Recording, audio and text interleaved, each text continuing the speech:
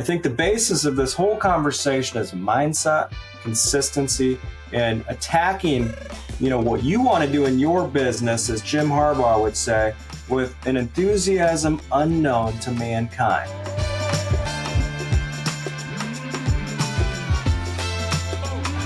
Hey everybody, Josh May here from Grand Rapids. Happy to be co-hosting again with my buddy Matt Muscat, also in Grand Rapids, marketing expert of the Neighborhood Realtor podcast. And we have a special guest. I'm super excited today to bring in Nate Martinez from the greater Phoenix area. I always refer to him as the Godfather of real estate. He's a legend in this industry, and a lot of people know him around the country. He has been there, done that, seen it all. So we're going to dig into today, what it takes to be successful in this market, in a changing market. We always talk about consistency and, who's winning. So we're going to dive into who's winning out there. We're going to talk about some examples of how Nate is winning. And we're also going to get into the art of agent referrals and building a brand around yourself and your network and capitalizing off of that. So Nate, welcome. I'm super excited you're here. And the other thing you got to know about Nate is he does a ton of business as a broker owner, a team leader. He's been upwards of $85 million a year in transactions. So he definitely is an industry expert. So Nate, thanks for being here, buddy. Hey, man, I'm excited to share. Good to see all you guys. Love the hair, Josh. You're looking so good. Well, I appreciate that. Maybe, Matt, you can throw some video out there for us so somebody can see this, because I worked hard on that today. I think Ryan Serhan might sue you for copying his look, though. No, that's funny. So let's get into it. There's a lot of noise out there right now. Would you guys agree? A lot of noise in the industry. And the one thing I'm seeing is the agents that are successful are doing their best to eliminate the noise and go to business in a work-like manner and execute. So Nate, as somebody that's been doing this for 36 years, and I mentioned you could tell stories about market changes probably 4, 5, 6 times at this point. So talk to me about what you're seeing from your area, a national perspective. Who's winning out there? Because you're seeing your team members, you're seeing your agents. Who's doing the work? Who's winning? Let's talk about it. Bottom line, believe it or not, it's just people that do the work, right? They have to do a daily activity. They have to make sure that they're focused on working. What I do find that is wrong is mindset. As you know, Josh, I coach different realtors or broker owners around the country. And the mindset is the key piece. I would tell you this year, my mindset was a little down. Our numbers were down here in the Phoenix area. Last year we did about 105,000 transactions. This year they're going to come in right in the low 70s. It's a big decrease, right? We have 60,000 agents in our market. And, there's a lot of agents that are not doing transactions. And, but at the same time, there's a lot of agents that are doing transactions, and there are agents that are doing better than the year before. So when I look at the different types of agents, it's mindset, right? I hired a girl the other day, added her to my team. I wasn't looking for somebody. My CEO of my company says, "Hey, Nate, brand new agent, love her to be on your team so she can get mentored." Because we have a mentor program in our brokerage where an agent will take a new agent on one-on-one for the first 6 transactions and walk them through every step. He goes, "Why don't we put her on your team and let's see what happens, right? Instead of having one person mentor her, your team of 8 can mentor her." And I said, okay. I wasn't real excited about it, to be quite honest. I was a little negative about doing it. Anyway, she showed up. The first meeting, I hadn't even told my team yet. She got there 15, 20 minutes before the meeting started. I walked in and she was already talking to Nate Jr., my team leader, and Christine, my transaction coordinator. And they were having like a huddle. They were just going at it. And I go, "What's going on?" She goes, "Well, this lady got, her license was, hung with our office on Friday. So over the weekend, it was Monday morning now. She had already sold a brand new home and had a brand new listing in her hand. She didn't even know what she was doing, right? She's 3 days into being a realtor. So we got to talking, and she, after the meeting, she was excited. And I spent a little time with her, and she goes, I got to go. And I go, where are you going? She goes, I got another buyer. I'm going to go show new homes too. And if they buy that house, we need to sell their house. So literally within the first couple hours that I've known this lady, she has 4 deals on the board, right? And the next day she came back with another new home sold and another listing agreement. So at the same time, in my brokerage and other people that I coach around the country, there's a lot of people hanging their head down. Oh, the market's different. When you come off a couple of years like we had in the nation with high production, I like to tell people the market is like, for the last 20 years, I've been riding this horse, right? And just been riding strong. All of a sudden, you change your horse into a unicorn. So we were basically riding a unicorn for 2 years. The market was crazy, multiple offers, high sale volume, and all of a sudden that changed when interest rates started going up last year. So a lot of people have their head down.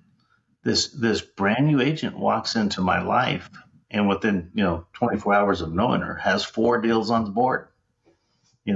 She doesn't even know that the market's down. She doesn't realize interest rates are high, right? She just took charge. And I think we need to think about that. And for me, that was probably a really good lesson to just not let the market be in the way, not all the bad news get in your way. Just dive in, right? And she hasn't stopped, and I have a few more like that have just come into the market and just blossoming right now. Well, I think part of that too, and I've seen this when I interview new agents a lot. Like I do a lot of new agent meetings, and a lot of people dwell too much on like overtraining, and they train themselves to death. While other people hustle to get that first deal. And I've heard multiple stories of agents like this girl you're mentioning. They get their first deal in their first couple of days in real estate, because what you do at that point is you force yourself to figure it out, right? Like you can learn as the transactions are going along.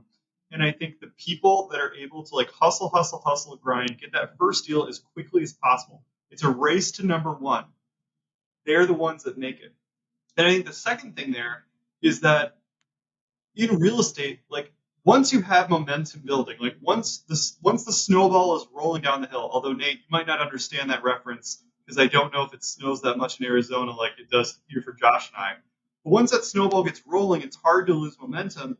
And I think a lot of existing agents out there right now who had that momentum that was building for years, they lost it really quickly this year. And they need to remember that hustle from their first 2 years in real estate to get that ball rolling again. I agree with that. One of the biggest things that we do is basics, right? And one of the basic things to do in real estate is open houses. Now, my team, pretty much the majority of their business comes from open house activity, right? So you can have people on my team that, were used to the last 2 years when they would do an open house and have 20, 30 people flocking through to today where you might have 0 or maybe less than 5 come through. And the mindset, like I have a gentleman, his mindset was it's open houses aren't working. They're not working, right? Like they used to. I get it. Another brand new girl to my team, she started doing open houses and she's only been on the team 60 days. She went and did an open house on a $2.5 million new construction home that just finished that we have listed.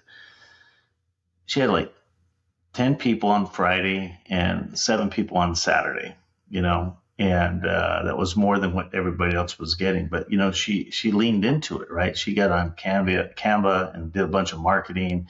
She got on RedX, like I told her, she did a circle prospecting, called 100 people around there. Out of that open house, she got a listing appointment for us, $1.7 million house. And she has another buyer that's going to be buying in that same price range. But that seller's also going to buy, and they also have a secondary home they want us to sell. One open house, probably her second or third open house in her career, but she leaned in. She didn't just go put up 4 signs. She put up, I think, 17 signs, she said. She did the circle prospecting. She door knocked, put out flyers. She did the work that needs to be done to be noticed, right? So again, another brand new agent in the marketplace, eager to learn, willing to do the work, and they have nothing else to do but work, right? And she's getting great results. She did another open house this week. She has another listing. We're going to meet with the sellers on Monday. That listing will come onto the market as well. Based by, what has she done? Open houses, circle prospecting, making flyers, putting up open house signs. Very basic work, but just getting to it. Real estate has a lot of contracts. I want this podcast to have a social contract as well. Here's what I need from you. If you're listening to the show and you get something valuable out of it, or you hear something that you think, that's awesome, I want you to send me a DM on Instagram, or if you find my email, send it that way. The more feedback that I get helps me to put together better shows and attract better guests. Big piece here. We all have a choice every single day, and that's focused on our mindset. We're going to choose if we're going to work hard or if we're going to, like you said, put your head in the sand. And what I'm seeing in West Michigan, like you guys said, is the agents that are accepting reality, going back to being aware of what's happening in the market. You've got to work harder. You've got to execute. Those are definitely the agents that are succeeding, getting back to the consistency, getting back to these new agents that, like you said, Matt, are not spending all day trying to learn, how to do this presentation. They're out there doing the daily income activities. They're doing the open houses. They're picking one thing or two things or three things and executing with absolute relentless consistency. And I think that's the key. And where I'm going with this is, I do want to share for everybody that Nate Martinez was my real estate coach for years and mentor for years. And he's still my mentor. And I got a ton of respect for him because he has changed my business under this next conversation we're going to talk about is called farming. And him and I had a lot of conversations about farming, and I was not doing it with consistency. And Nate has been incredibly successful being consistently farming around his community. So Nate, let's dive into that next. Like, how can you talk about that in terms of execution, consistency, just not stopping, not giving up? Tell me about it. Well, whenever someone asks a question about farming, I pretty much tell them, you got to commit for a year. The biggest challenge is everybody commits, and after a month or two, there's no transaction, so they quit. They say it doesn't work. It's a very consistent. If you understand the numbers, right? And today's numbers, according to NAR, is we used to talk about the average homeowner stayed in their house around 7 years before they moved. That's going up. I've heard 8. I even heard a podcast 17 years. I think that's a little much, but people are stuck in their houses because they have a lower interest rate, so they're not moving as much. They're going to remodel, add on, what have you. So maybe the average years a homeowner is going to be in their home, it's going to probably be 8 to 10 years over the next couple of years. So if that's the case, let's just use 10. It's an easy number to calculate. If you're farming 100 people, only 10 people are going to move in the next 12 months, right? So if you market to somebody January, February, March, and nobody bites your apple, if you will, they may not have had the thought that they were going to move yet, right? So you might have missed out.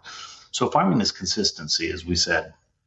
I've been farming different areas for years, right? And I think the key to farming is you have to match the market. For instance, I live in a guard-gated community. It's a golf community, 600 homes. They range from, say 700,000 for like a start. It's not really a starter home, but a $700,000 home to $3 million is the range of this neighborhood. So it's very eclectic.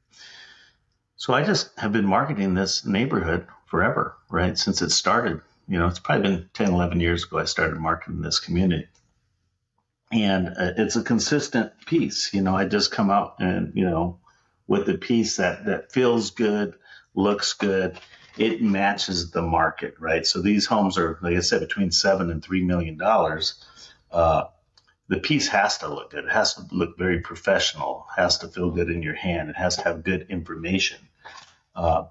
So I think that's key. Another way to market a larger area, for instance, I'm in a community called Vistancia. It's in the Northwest Valley.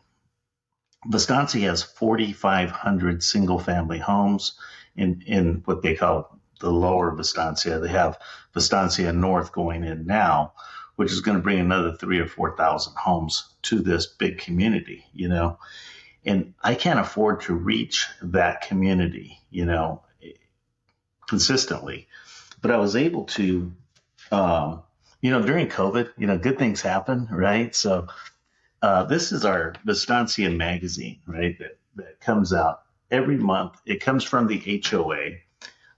They have articles, information on growth in the area, grocery stores coming in, etc. Right? It's a community-based magazine. During COVID, the back page was black, and it said, "Your business can be featured here." I'll tell you what, Josh. I couldn't run fast enough to grab my phone to dial to see if that page was available.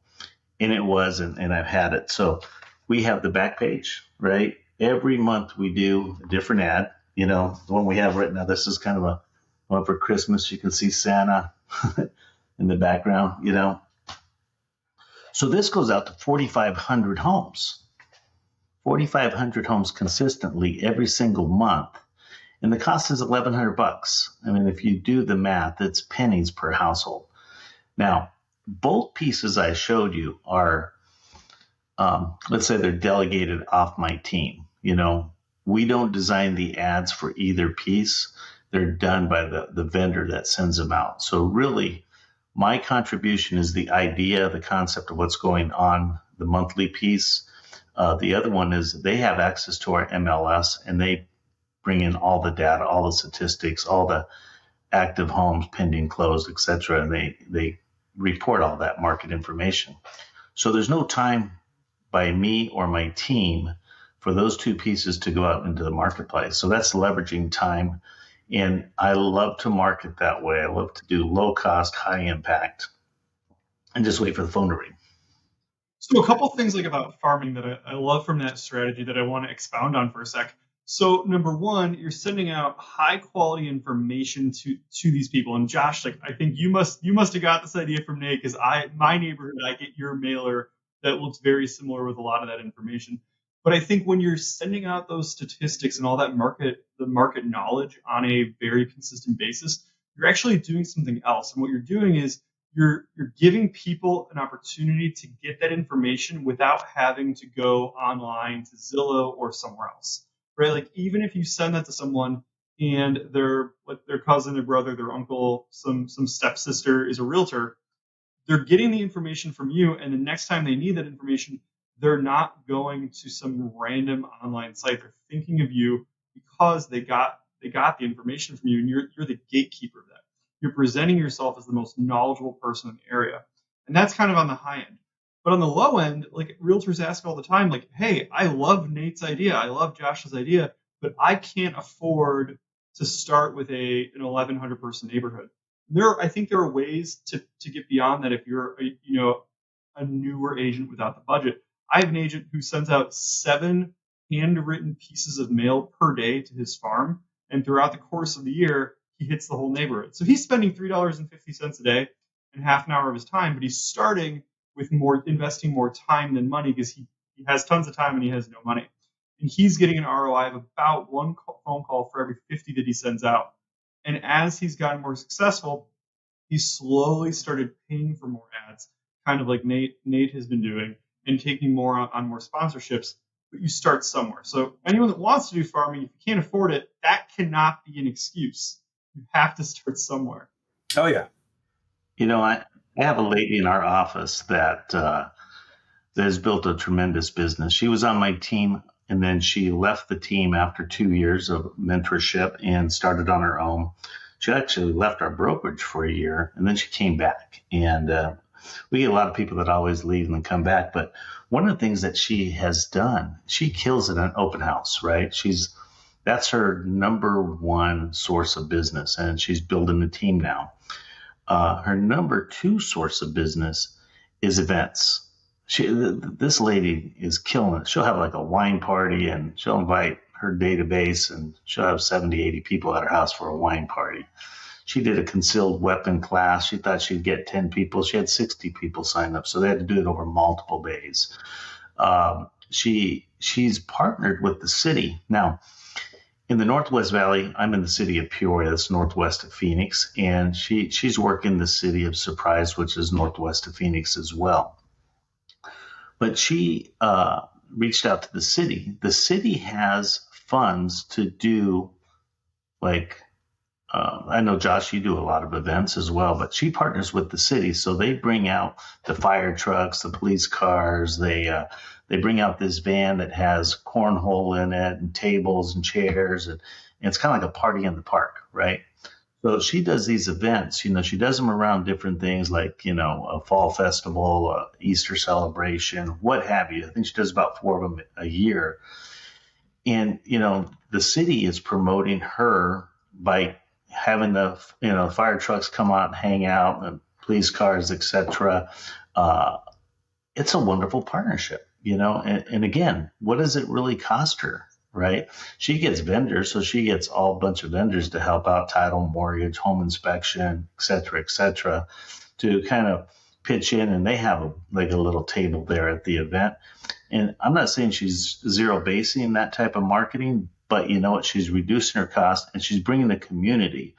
When you bring, your title, your mortgage, your home inspector, your insurance agent, whoever that might be, into the event, they also invite their database.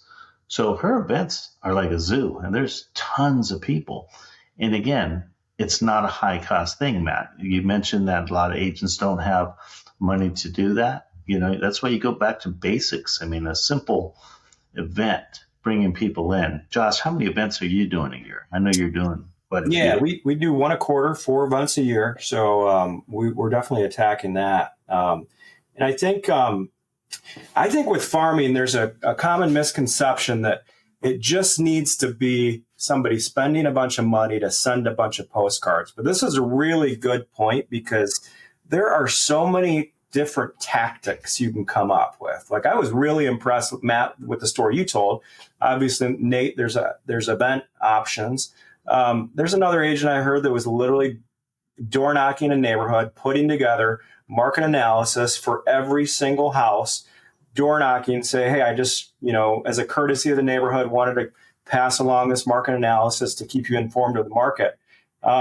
There is so many different ideas. I mean, one of the things that we're also having success with, because our return is now great, so I can spend a little bit more money on farming, but we're starting to do some storytelling inside of our farm.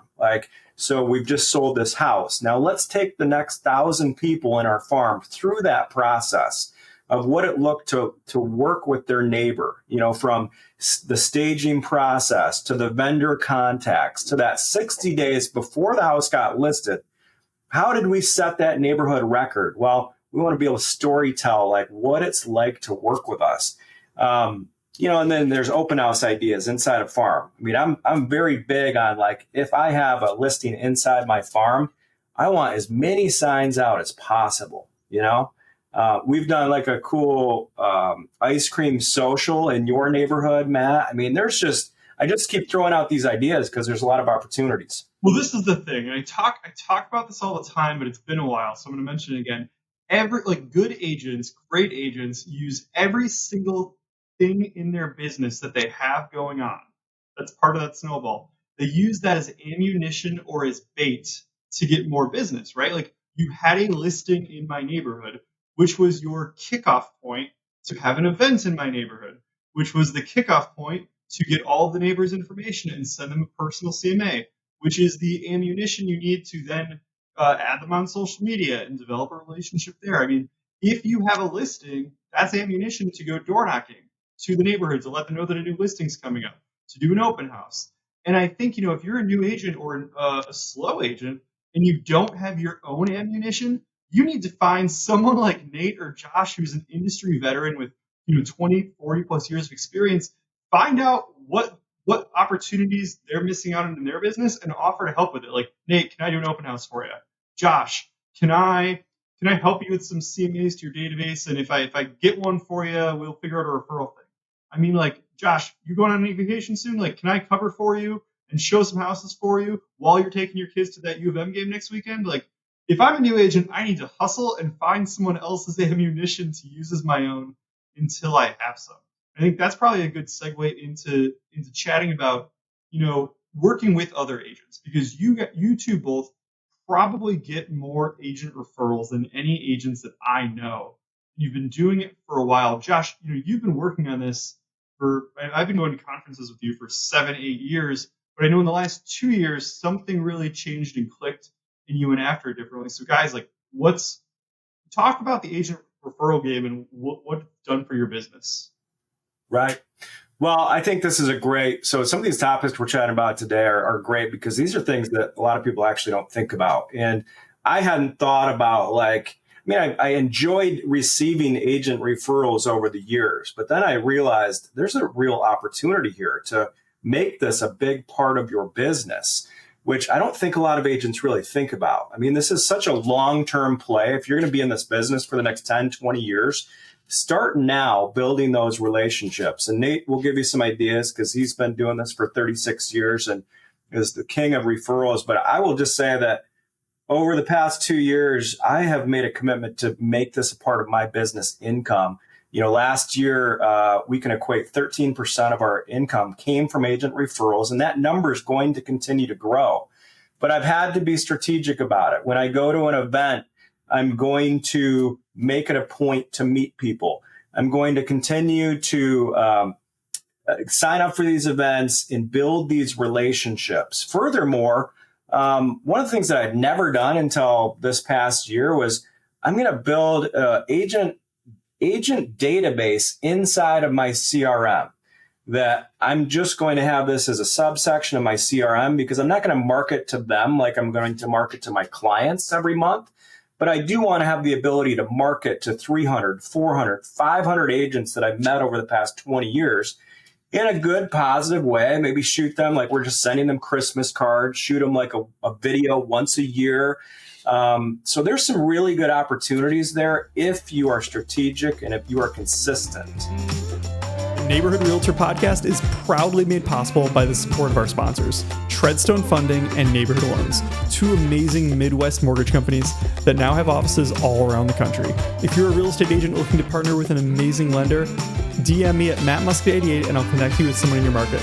If you're a lender and you want to join the right mortgage company, DM me and I'll connect you as well. Well, especially too, remembering that it's a long game, right? Like, when you're marketing to business partners, and like I market to realtors, you market to other realtors. I'm not marketing to you and then going to stop because I didn't get a referral from you this week. You might not have had anyone moving to Michigan this week. But when you're consistently marketing quality stuff to 400 people, almost every month, someone is going to have something for you, assuming they like you, they trust you, and they can trust their referrals to you.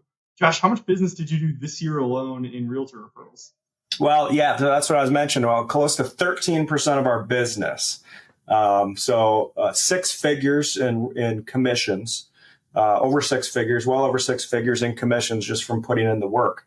What about you, Nate? Like, I've heard incredible stories about you over the years, like being the king of Arizona and showing up at these events and just really making that a part of your business, which is obviously paid off for you over the past 3 decades. Talk to us about your strategy. You know what's funny, Josh, is, it's one of those things that works so well, you quit doing it, So, I've been with RE/MAX 33 years, and since the first convention, I went and I got a booth at the in the trade show, and they were Little League bags with my picture on it, and it said the name, Nate Martinez. And I watched that first day at the airport after the convention, all these people using my bags to carry their extra stuff home, And so every year I would have a theme. One year I made 2,000 Wayfair glasses, and the only thing on the side said nateshomes.com. And I passed those out at Fun Night, and everybody was wearing them. The band was wearing them. The band was talking about them. So it was always to do something, I haven't really done anything on a large level, but some of the smaller events that we go to, I just happened to be at at the Premier Broker Summit for Remax in Sonoma, California. And we were at a winery. So those 100 brokers, I think, have about 40,000 realtors under them. Okay. So, I sent out a very nice email to them of a winery that we had for sale. And it was just a good tie-in. But those are ways just to lean in. I tell people you have to lean into networks, right? Whatever network you're involved in. I know twice I've been out of the country during an annual event that Josh and I first met at called the Elite Retreat. And, you have killed it, Josh. I know about 3 years ago, you started doing a Boot camp. a morning workout. Yeah, yeah. And then Josh would have these shirts for everybody that was there. And we go work out with him on the beach, and he'd hire the trainer. It was well planned. And, people look forward to that every year, right? You've done that. Is that 2 or 3 years now? Yeah, we just got done with our third year. And to be honest with you, like my mindset on that was, again, with all of the agents out there, there's a lot of realtors, there's a lot of relationships. Like, how can you set yourself apart? And my theory was like, I'm going to provide these 300 agents with an opportunity to experience something really cool. And I'm going to order these t-shirts. I'm going to come up with a slogan every single year, a cool acronym. It's not going to be really branded to me. Of course, I have my logo like very small on the back, but I want to make it about them. Hire the trainer, but there's a lot of follow-up. There's a lot of pre-event follow-up, post-event follow-up. I've done cool stuff like we've taken everybody's pictures. I send a handwritten note afterwards saying, thank you for coming to the event. Let's crush 2024 together. So there's all these creative ideas, and it goes back to, how can you set yourself apart, and how can you continue to do this in an organized fashion? Well, and you also brought it back to, you also brought it back to where we started, Josh. Like, it's not just about doing the event. It's not just about doing it one time, like Nate said earlier. It's about all that pre-work of getting the invites out. It's about all the post-work of what you're doing afterwards. And I think whether we're talking about like agent-to-agent marketing, whether we're talking about events, whether we're talking about farming, like if you have a plan and you stick to it and there's a before, during, and after, you're going to crush it. But it has like the after and before, that's where the money's at. I learned this many years ago. That's called squeezing the orange, right? That's getting more juice out of that orange than the orange itself, right? So when Josh does an event, he invites everybody ahead of time, right? He's there the day of the event. He has a takeaway that people take home, the experience. Josh, you used to invite me before you did that event to a small workout. It'd be like 5 or 6 of us go out to some random gym in whatever city we're at and just have a hell of a workout. You took that idea and shared it with like 300, right? And so it's that event that he did, one event, probably 5, 6, 7 touches from before to the end with pictures and posts, and then everybody else post pictures on Facebook. Hey, thank you, Josh. Great workout today. That just has risen you to the top of everybody's funnel, if you will. If anybody's moved to Grand Rapids, Michigan, they know you're the man. Well, no, I appreciate that. And it's cool. I actually have a listing under contract that I can equate right back to that event. And so it is a long-term game like anything else. I mean, I think what people are getting out of this conversation is we started with consistency and commitment and getting in the right mindset. We talked about that with open houses. We talked about that with farming and being creative on your farming techniques. And we've talked about that with agent referrals and making that commitment. So I think the basis of this whole conversation is mindset, consistency, and attacking, what you want to do in your business, as Jim Harbaugh would say, with an enthusiasm unknown to mankind. What do you guys think? Well, as a Michigan State grad, I appreciate the sentiment to your team, and you guys are crushing it this year.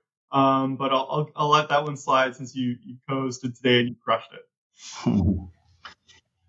I heard one thing sorry, Nate, go ahead. I was going to say, I heard a quote the other day that has really, let's say, stuck with me. Okay. So, most people tell me they don't have enough time, right? We have an accountability group that I run at our company, and I made it real simple. It's like, hey, just 10 conversations a day. That's what I want. We have a Telegram. You just need to put in the number of conversations you had that day, right? I don't really want excuses. Oh, my dog ate my homework, or I was sick. Just, if you had 10, put 10. If you had 4, put 4. There's no comment or no judgment, right? But the biggest thing that I think people say is, I don't have enough time. And I had heard Brian Buffini speak at this conference I was at. He said, replace the words, I don't have enough time, with, it's not important to me. And man, that is, every time I start to say I don't have enough time, I say it's not that important to me, right? And it makes me refocus on what I'm doing. I think like a nice cozy blanket, something to cuddle up with to make you feel good. I equate that to using the word, I don't have enough time, right? That was my cozy blanket to get out of doing something that was hard, right? And, or just being consistent, right? So, I would just share that with you. If you don't think you have enough time, it's really not that important to you. Not important for you to prospect. It's not important for you to farm. I just wrote that down verbatim from how it came out of your mouth. That was one of the best pieces that I've heard all day. And I'm going to be sending that out to all of my sales staff, because Nate, that was genius. And I think we all kind of get it. Like, it makes sense because we all operate in the same way. And I think, the spirit of this show is do something. So, an easy one, we talked about, I wanted to end this with like a tangible thing that everyone can do today. We talk about, connecting with other agents, agent referrals, and Josh and Nate are so willing to share. So if you're listening to this and you're outside of the Grand Rapids market for Josh, or the Phoenix greater area for Nate, find them, add these guys, connect with them on Instagram, add them on social media, have a conversation, see what you can learn with them. How can you network with these guys? If you want to network with me and you haven't already, do that too. But Josh, where could they find you on Instagram if they wanted to? So yeah, Instagram, you can check out May Group GR. Anybody wants to find me, I got a really easy name. So you type in Josh May to Google, I will come up number one there. And then our website's marketgrandrapids.com. How about you, Nate? If someone wants to connect with you, learn with you, engage, how would they do that? Yeah, I think just like Josh said, just go to Google and type in Nate Martinez Realtor or Nate Martinez Arizona. You'll have all kinds of listings from our Facebook pages. We have several, our websites, but just reach out. I'm here to help out. And that's one thing I love to do. I love, when I met my mentor 33, then probably 35 years ago, that person changed my life. And I think about this man almost every day. He's been deceased now for almost 10 years. But, I even get kind of emotional just thinking about and talking about him. And that was Howard Brinton, by the way. And so he taught me things that I continue to share. And I think giving to people knowledge that can make their life better is really that's the juice, right? That's the most important thing to me. I think that's why I'm a RE/MAX broker owner. I love to bring in people, help mold them, help them reach their goals. And quite honestly, it's really exciting to see them exceed their goals, and that's, so whatever we have, we're willing to share. We're an open book. We don't hold anything back. Speaking of books, I did write a book a couple of years ago. Oh yeah, you did write a book. 8 Ways to Dominate Any Real Estate Market. You can pick that up on Amazon. And there was a sister book that is a planner that you can find there as well. It's a daily planner. Everybody check out the book. Plug, Wait, can you repeat that book again? I'm sorry. Repeat the book name again. 8 Ways to Dominate Any Real Estate Market. It's written by my co-author, Sarah Bliss, and myself. Sarah was a buyer's agent that joined my team over 25 years ago. And we just kind of took what worked, and nailed it down to just 8 ideas that you can do daily or in your business, right? And check it out. Amazon. I love that. Well, everybody listening, what I want you to do is find one of us on social. If you did something that you heard on this podcast and it worked for you, tell us. We thrive. All three of us thrive off of feedback. We want to hear your success. I get juiced when I hear what worked for you. So please share. Please leave a review for the podcast. That helps us grow and find more great guests. Everybody, thank you guys so much, Nate. Thanks, Josh, for being on the show today.